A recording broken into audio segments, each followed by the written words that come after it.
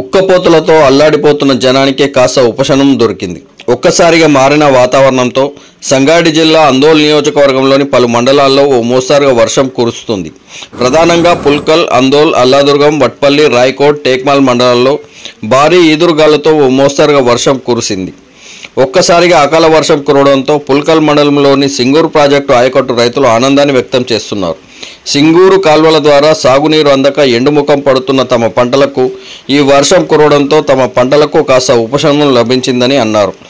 భారీ ఎదురుగాలతో కురుస్తున్న వర్షానికి మెదక్ జిల్లా అల్లాదుర్గం శివార్లోని జొన్న పంట నేల కొరిగింది. భారీ ఈదురుగాలుల వల్ల చేతికొచ్చిన తమ జొన్న పంట వర్షం కారణంగా నేలపాలు అయిందని రైతులు ఆందోళన చెందుతున్నారు.